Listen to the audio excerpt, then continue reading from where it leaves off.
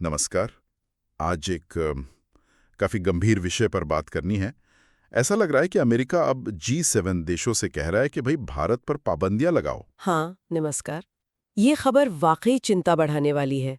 US की जो treasury secretary हैं, उन्होंने G7 मतलब Canada, France, Germany, Italy, Japan, UK, इनके वित्त मंत्रियों की मीटिंग में ये बात उठाई है अच्छा। कि भारत और चीन दोनों पर ही कड़े टैरिफ लगाए जाएं। वजह कि हम रूस से तेल खरीद रहे हैं। चीन का तो खैर मामला थोड़ा पेचीदा है। उनका ट्रेड अमेरिका और यूरोप से बहुत ज़्यादा है। शायद उन पर एकदम से इतने कड़े कदम ना उठाएं। हो सकता है। लेकिन हमें मतलब भारतीयों को ये सोचने की ज़रूरत है कि अमेरिका आखिर प्लान क्या कर रहा है। याद है 2019 की G7 समिट फ्रांस में? हाँ, बिल्कुल। पीएम मोदी और डोनाल्ड ट्रंप भी मिले थे। माहौल कितना अलग था तब। बिल्कुल अलग था। लेकिन अब ये रूस यूक्रेन युद्ध के बाद ना पूरी जियोपॉलिटिक्स ही बदल गई है। सही बात है। खिलाफ करने की कोशिश की है। तो अगर मान लीजिए G7 देश मान जाते हैं अमेरिका की बात, तो भारत पर इसका असर क्या होगा? मतलब कितना गहरा असर पड़ सकता है? असर तो देखिए काफ़ी पड़ सकता है।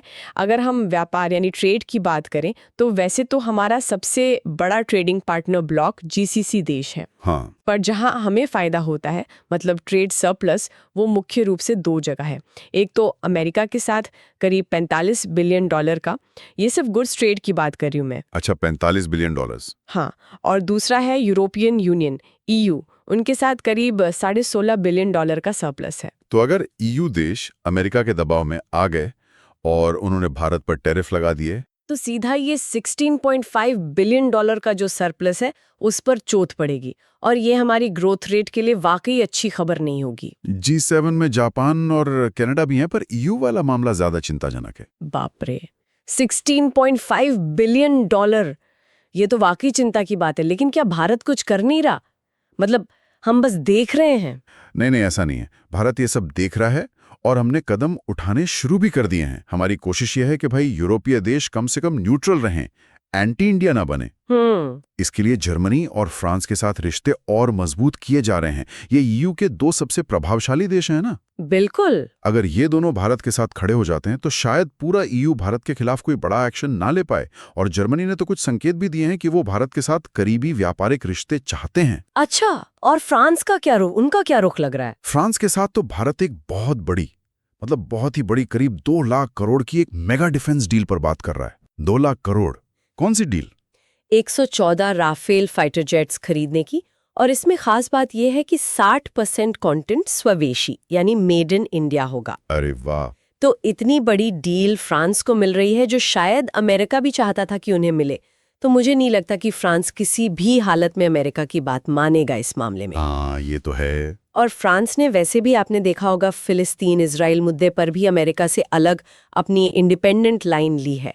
वो अपनी फॉरेन पॉलिसी स्वतंत्र रखते हैं। तो मतलब ये उम्मीद करे कि G7 में अमेरिका को भारत के खिलाफ शायद ज्यादा कामयाबी ना मिले। जापान भी तो है G7 में और वो तो हमारा बहुत करीबी पार्टनर है, क्वाड में भी साथ है। तो बिल्कुल जापान भी नहीं चाहेगा कि भारत पर टैरिफ लगे। तो फ्रांस, जर्मनी, जापान, इनके होते हुए लगता नहीं कि G7 में इस बात पर आसानी से सहमति बन पाएगी। चीन के एक्सपर्ट्स भी यही कह रहे हैं कि अगर ऐसा कुछ होता भी है तो ब्रिक्स देश आपस में ट्रेड और बढ़ा लेंगे, सप्लाई चेन्स बदल जाएंगी। हाँ, ये भी एक एंगल है। हो सकता है थोड़ा आर्थिक झटका लगे शुरू में, पर एक देश के तौर पर भारत एकजुट रहेगा और मुझे लगता है कि हम इस मुश्किल से उभर जाएंगे। हमें अपनी ताकत पर भरोसा तो है ही। सही कहा। इस पूरी स्थिति को देखते हुए एक सवाल मेरे मन में आ रहा है, क्या ये हालात, ये जो दबाव बन रहा है, ये भारत को एक तरह से पुश करेगा कि वो अपने व्यापारिक रिश्तों और सप्लाई चेन्स को पश्चिम के अलावा दुनिया के दूसरे हिस्सों में जैसे ग्लोबल साउथ या ब्रिक्स देशों की तरफ और तेजी से फैलाए? इस पर विचार जरूर करना चाहिए। बिल्कुल, ये एक सोचने वाली बात है। तो आज की ये चर्चा आपको कैसी लगी, हमें कमेंट्स में जरूर बताइएगा। अगर पसंद आई हो तो लाइक करें और आगे भी ऐसी ही जानकारी भरी चर्चाओं के लिए सब्सक्राइब करना ना भूलें। धन्यवाद। धन्यवाद।